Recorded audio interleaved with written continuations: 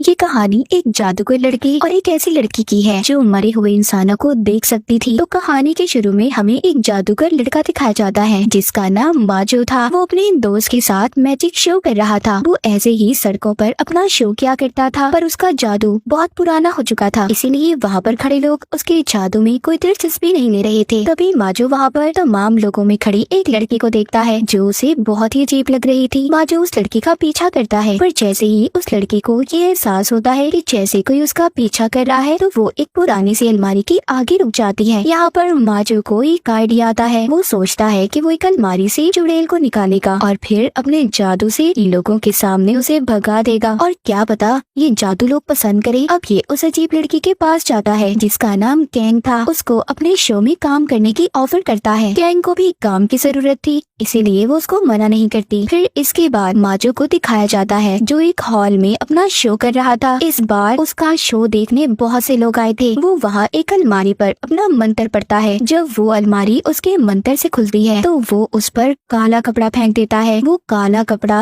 एक भूत का रूप लेकर हवा में उड़ने लगा था। माजो उस भूत से पूछता है, तुम यहाँ पर क्या करने आए हो? वो कहता है, अपनी मौत का बदला। यही लोगों के दरमियान में मेरा कातिल है। पर वहाँ पर शो देखने आए सभी लोग डर गए थे। अब वो भूत एक लड़की की तरफ इशारा करता है। जैसे ही उसकी तरफ इशारा करता है, काले कपड़े वाला भूत उसे पकड़ लेता है। अब वो भूत तो गायब हो गया था, पर वो लड़की उस कपड़े में लिपट जाती है। माजो फिर एक कुल्हाड़ी लाकर मंत्र पढ़ता है और फिर उस पर मारता है। वो कपड़े में लिपटी लड़की नीचे गिर गई थी। वो अलमारी भी बंद हो जाती है। माजो जब उस कपड़े को हटाता है तो वहाँ पर कोई लड़की नहीं थी। फिर पीछे से माजो के साथी आकर अलमारी को कपड़े से ढक देते हैं। जब माजो वो कपड़ा हटाता है तो वहाँ पर अलमारी तो गायब हो गई थी, पर ऑडियंस में बैठी लड़की सही सलामत वापस आ जाती है। लोगों को माजो का ये शो बहुत अच्छा लगा था। शो खत्म होने के बाद कैंग को देखते हैं जिसने उस घोस्ट का रोल प्ले किया था, यानी कि जो भूत आपने काले कपड़े का देखा था वो कोई और नहीं, वो कैंग ही थी। और ये सब माजो का ही प्लान था। और तो और जो लोगों के दरमियान में लड़की बैठी थी वो भी इन्हीं की टीम की मेंबर थी और माजो की बहुत अच्छी दोस्त भी। अब काम खत्म हो गया था। कैंग वहाँ से जाने लगती है। माजो से रोककर कहता है, सुनो मेरी बात सुनो, हम लोग सब बाहर जा रहे हैं, क्या तुम हमारे साथ चलोगी? पर कैंग उसे मना कर देती है और घर चली जाती है। कैंग जब घर आती है तो अपनी मॉम से बात करती है। यहाँ पर हमें पता चलता है कि वो बिल्कुल अकेली रहती थी। आज उसका बर्थडे था। वो अकेली बैठकर केक खा रही थी। कैंग ने अपने घर में एक टेंट भी बनाया हुआ था जिसमें वो सोती थी, क्योंकि उसका घर बहुत बड़ा था और उसे अकेले ऐसे सोने से डर लगता था। कैंग जब टेंट में सोने जाती है तो उसे महसूस हो रहा था कि जैसे उसकी टेंट की जिप कोई खोल रहा हो। वो अपने सामने दो बच्चों को देखती है जो मर चुके थे। जिसके बाद हम कैंग को सड़क के किनारे देखते हैं जहाँ पर उन्हीं दो बच्चों की मौत हुई थी। कैंग पुलिस को फोन करती है, कहती है कि एक आदमी बहुत नशे में था और उसने नशे में गाड़ी चलाते हुए इन बच्चों का एक्सीडेंट कर दिया, क्योंकि ये बात इसे उन्हीं दो बच्चों ने बताई थी जो मर चुके थे।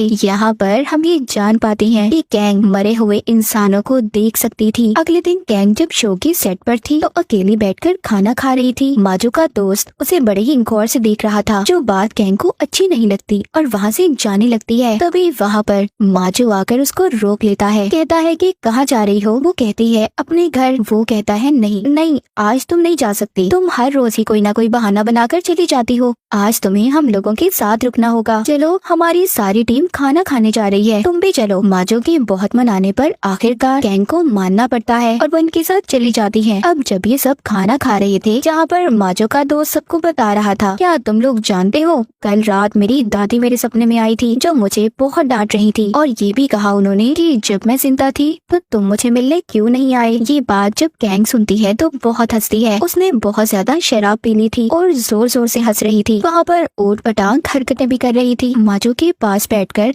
उसकी बहुत बेइज्जती करती है, कहती है मैंने तुम्हें मना किया था ना, तुम मुझे यहाँ पर क्यों लेकर आए। माजो की शर्ट पकड़कर उसे फाड़ देती है, फिर सबसे माफी मांगती है और वहाँ से चली जाती है। उसकी टीम के सभी लोग उसकी ऐसी हरकत पर बहुत हैरान थे। अगले दिन दिखाया जाता है माजो की दोस्त कहीं पर जा रही थी। ये उसको एयरपोर्ट छोड़कर जब वापस आ रहा था तो इसको कैंग की कॉल आती है जो रात की बदतमीजी पर इसे माफी मांग रही थी। तभी बातों के दौरान कैंग को अपने घर में लगी पेंटिंग से चीखों की आवाज आती है। जब ये उस तरफ देखती है तो उसमें से एक आत्मा निकलकर इसे डरा रही थी। कैंग बेचारी डरी सहमी अपने घर में एक साइड पर बैठ जाती है। तभी कुछ देर के बाद इसके घर का दरवाजा बजता है। जब ये जाकर देखती है तो इसका बॉस माजो था, क्योंकि उसने फोन पर इसके चीख की आवाज को सुन लिया था और इसीलिए इसकी खैरियत मालूम करने आया था। कैंग के घर में उसे खिलाने के लिए कुछ भी नहीं था सिवाय 2 दिन पुराने केक के। ये उसको अपने हिसाब से सजाकर उसके सामने पेश करती है। जब ये यहाँ से जाने लगता है तो सामने एक बच्चे को देखता है जो कोने में छुपा हुआ था। वो कैंग से जब उसका पूछता है तो वो बताती है कि ये बच्चा हमारे पड़ोस में रहता है और शायद छुपन छुपाई खेल रहा है। माजो कहता है आओ हम भी इसके साथ खेलते हैं, पर जब ये दोबारा से उसे वहाँ पर देखता है तो वो बच्चा गायब हो चुका था। फिर दोबारा से कोने में उसको वही बच्चा नजर आता है। ये कैंग को लेकर वहाँ पर छुप जाता है। जब ये बच्चे को डराता है तो वो डर कर बहुत तेजी से भाग जाता है। माजो भी चला गया था। इसके जाने के बाद कैंग अपनी दोस्त को फोन करती है। उन्हें बताती है कि तुम जानती हो मेरे बॉस मेरे घर आए थे। उधर माजो रात को जब अपने घर में सो रहा था तो कोई उसके बेड से गुजरता है, जिससे उसकी आँख खुल जाती है। जब ये लाइट जलाकर देखता है तो इसके घर में वही बच्चा था जो इसने कैंग के घर में देखा था। जब ये खुद को शीशे में देखता है तो वो बच्चा इसके पीछे खड़ा था, जिसे देखकर ये बहुत ज्यादा डर जाता है और गिरता पड़ता घर से बाहर आकर कैंग को कॉल करता है। बताता है तुम्हारे पड़ोस में रहने वाला बच्चा मेरे घर पर है। कैंग शराब लेकर माजो के पास आती है और कहती है पहले इसे थोड़ा पी लो, फिर तुम्हें मेरी बात समझ आएगी कि मैं कहना क्या चाहती हूँ तुमसे। वो उसके कान में कहती है सुनो, मुझे मरे हुए इंसान नजर आते हैं, मैं मरे हुए लोगों को देख सकती हूँ और वो बच्चा शायद हमसे कुछ कहना चाहता है। अब ये दोनों दोबारा से घर के अंदर जाते हैं। वो बच्चा फिर से माजो के कंधे पर हाथ रखता है। जब कैंग उस बच्चे के हाथ पर अपना हाथ रखती है तो उसे एक विजन, एक ख्याल नजर आता है। जब ये उसी विजन वाली जगह पर जाते हैं जहाँ पर एक औरत का एक्सीडेंट हुआ था। उस औरत का बच्चा तो मर चुका था पर वो अभी भी जिंदा थी। माजो जल्दी से एम्बुलेंस को कॉल करता है। सुबह को आकर एम्बुलेंस बच्चे और उसकी माँ को ले जाती है। एम्बुलेंस के जाते ही वो बच्चा कैंग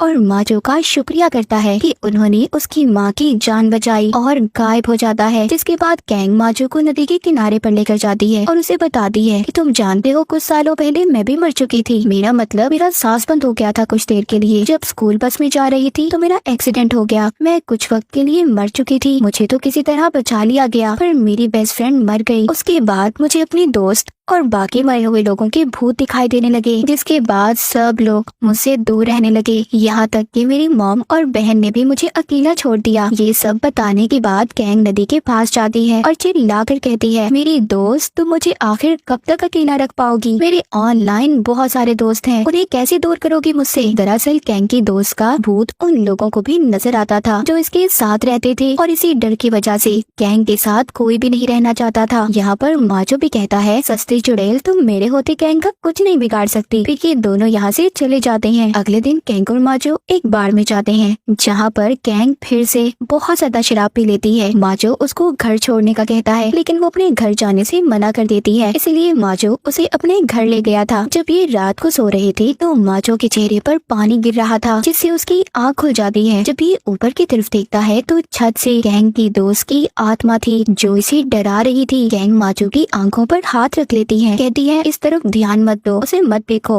वो चली जाएगी। पर माजो को बहुत डर लग रहा था, इसलिए कैंग उसके लिए एक टेंट बनाती है। ये दोनों अब उसी टेंट में सो गए थे। जब सुबह होती है तो यहाँ पर माजो की दोस्त आ जाती है जो काम के सिलसिले में कहीं पर गई हुई थी, जिसको माजो एयरपोर्ट छोड़कर आया था, पर अब वो वापस आ चुकी थी। उसको ये सब देखकर बहुत गुस्सा आ रहा था। वो कैंग को बहुत बुरा भला कहती है, उससे कहती है मैं जानती हूँ तुम्हारा कोई दोस्त नहीं है, यहाँ तक कि तुम्हारी फैमिली भी नहीं, तुम्हें सब छोड़कर चले गए और अगर मैं तुम्हारी जगह होती तो कब की मर जाती। माजो उसकी बातें सुनकर उसे चुप होने का कहता है। कैंग को माजो की दोस्त की बातें बहुत बुरी लग रही थी, वो रोते हुए चली जाती है। अगली सुबह जब माजो की टीम अपने अगले शो की तैयारी कर रही थी तो वहाँ पर कैंग नहीं आती। माजो बहुत उदास था। उधर कैंग जब अपने घर की सफाई कर रही थी तो उससे मिलने उसकी फ्रेंड्स आती हैं जो ऑनलाइन बनी थी। ये उसके लिए खाना भी लेकर आई थी। कैंग उन्हें देखकर बहुत खुश हो जाती है अब ये खाना खाती है और बहुत सी बातें करती है। तभी माचो की कॉल आती है जो उसे कह रहा था कि उसे उसकी बहुत याद आ रही है, उससे मिलना चाहता है। अब रात को गैंग तैयार होकर माचो से मिलने जाती है तो खड़ी रास्ते में वो मैजिक शो देखने लगी थी। तभी वहाँ पर उसे लोगों की भीड़ में अपनी दोस्त की आत्मा दिखाई देती है। ये उससे बचने के लिए जब भागने की कोशिश कर रही थी तो स्टेज पर गिर जाती है, जहाँ पर उसके पीछे बहुत सारे हाथ थे उसे पकड़ रहे थे। पर वहाँ पर माचो आ जाता है। वो उस डरावने लम्हे को शो का हिस्सा बना देता है जो लोगों को बहुत पसंद आ रहा था। जब ये दोनों जा रहे थे तो गैंग इससे कहती है, मुझे सच सच बताना, क्या तुम मेरी वजह से परेशान हो या मेरी वजह से तुम्हारी जिंदगी खराब हो रही है? माचो कहता है, ऐसा क्यों कह रही हो, बल्कि तुम्हारे बगैर मैं कुछ भी नहीं हूँ, मैं तुम्हारे साथ अपनी जिंदगी गुजारना चाहता हूँ। जिसके बाद गैंग उसको अपने घर ले जाती है। सुबह को माचो जब उसके घर से जा रहा था तो जाते हुए गैंग की दोस्त की आत्मा उसे देख लेती है। रास्ते में माचो की गाड़ी का क्रेन से एक्सीडेंट हो जाता है और वो बच गया था। हैरानी वाली बात ये थी कि क्रेन के अंदर कोई ड्राइवर नहीं था। जब माचो बचकर बाहर आता है तो एक बहुत बड़ा साइन बोर्ड आकर उस पर गिर गया था। उधर गैंग जब अपने घर की सफाई कर रही थी तो उसे एक लॉकेट मिलता है जो उसके दोस्त का था। ये उस लॉकेट को लेकर हॉल में जाती है जहाँ पर माचो परफॉर्म कर रहा था, अपना जादू दिखा रहा था, इसीलिए वो जादू देखने वाले लोगों के दरमियान में ही बैठ जाती है। जब अलमारी खुलती है तो उसमें से काले कपड़े वाला भूत निकलता है। जब माचो उससे उसके कातिल का पूछता है तो वो पहले तो कहीं और इशारा करती है, पर बाद में वो गैंग की तरफ इशारा करके उसे अपने साथ अलमारी में ले जाती है। सब लोग बहुत ज्यादा डर जाते हैं क्योंकि ये जादू उनके शो का हिस्सा नहीं था। सब लोग हैरान थे। माचो जब अलमारी को खोलता है तो उसमें गैंग पानी के एक एक्वेरियम में बंद थी। ये उसको निकालने की कोशिश कर रहा था। जब वो एक कुल्हाड़ी लेकर एक्वेरियम को तोड़ने की कोशिश करता है तो वो हवा में उड़कर नीचे गिर जाता है और बेहोश हो गया था। जब गैंग एक्वेरियम में थी तो लॉकेट निकालकर अपनी दोस्त को देने लगती है। यही से कहानी चली जाती है उस दिन पर जब गैंग की स्कूल बस का एक्सीडेंट हुआ था। दरअसल गैंग और उसकी दोस्त बहुत अच्छी फ्रेंड्स थी। गैंग की दोस्त के पास ये लॉकेट था जो कीमती होने के साथ साथ उसकी दादी की निशानी थी, पर गैंग भी इस लॉकेट को बहुत पसंद करती थी। वो थोड़ी देर के लिए अपनी दोस्त से उसे पहनने के लिए कहती है। जैसे ही ये उस लॉकेट को पहनती है तभी बस का एक्सीडेंट हो गया था। सभी बच्चे नदी में गिर गए थे। रेस्क्यू टीम जब इन्हें बाहर निकालती है तो परेशान थी कि किसका इलाज पहले किया जाए, क्योंकि इस वक्त वो सिर्फ एक इंसान की जान बचा सकते थे। जब वो गैंग के गले में हार देखते हैं तो समझ जाते हैं कि ये किसी अमीर घर की है और इसीलिए पहले उसकी जान बचाते हैं। पर गैंग की दोस्त मर चुकी थी। फिर जब गैंग को हॉस्पिटल ले जाया जाता है तो डॉक्टर्स ने वो लॉकेट उतारकर गैंग की मॉम को दे दिया था। वो उसे रख कर भूल गई और अब इस लॉकेट की वजह से गैंग की दोस्त उसके पीछे थी। उसकी आत्मा भटक रही थी। हम दोबारा से प्रेजेंट मौजूदा सीन देखते हैं जहाँ पर गैंग अपनी दोस्त को लॉकेट पहना देती है। जैसे ही वो लॉकेट पहनाती है वो एक्वेरियम से बाहर आ गई थी, पर माचो अभी भी बेहोश था। इन दोनों को हॉस्पिटल ले जाया जाता है। वो जब होश में आकर माचो की ऐसी हालत देखती है तो उससे दूर जाने का फैसला करती है। लेकिन होश में आने के बाद जब ये बात माचो को पता चलती है तो वो उसको फोन कर बहुत रोकता है और रोने लगता है, पर गैंग नहीं रुकती। अब जब गैंग ये शहर छोड़कर जा रही थी वो प्लेन में बैठी थी, तभी उसके पास एक एयर होस्टेस आती है। एयर होस्टेस जब उससे बात करती है तो वहाँ पर उसकी दोस्त की आत्मा थी। तभी प्लेन हिलने लगता है। उधर माचो जो एयरपोर्ट पर बैठा गैंग का इंतजार कर रहा था वो ये अनाउंसमेंट ऐलान सुनता है कि हमारा प्लेन वापस आ रहा है, उसमें कुछ खराबी हो गई है। और ये उसी प्लेन की बात कर रहे थे जिसमें गैंग जा रही थी। ये सुनकर बहुत खुश होता है। अब ये जैसे ही गैंग को देखता है उससे बात करता है, उसे बताता है कि मैं तुम्हें बहुत प्यार करता हूँ, मैं सारी जिंदगी तुम्हारे साथ रहना चाहता हूँ, तुम ऐसे मुझे छोड़कर नहीं जा सकती। पर गैंग उसको ऊपर देखने का कहती है जहाँ पर उसकी दोस्त की आत्मा खड़ी थी। कहती है अब भी तुम मुझसे प्यार करते हो, क्योंकि सोच लो सारी जिंदगी ये मेरे साथ रहने वाली है। माचो कहता है हाँ अब भी मैं तुम्हें प्यार करता हूँ। ये दोनों एक दूसरे के करीब आ गए थे और बहुत खुश थे। और इसी हैप्पी एंडिंग के साथ ये कहानी यहीं पर खत्म हो जाती है।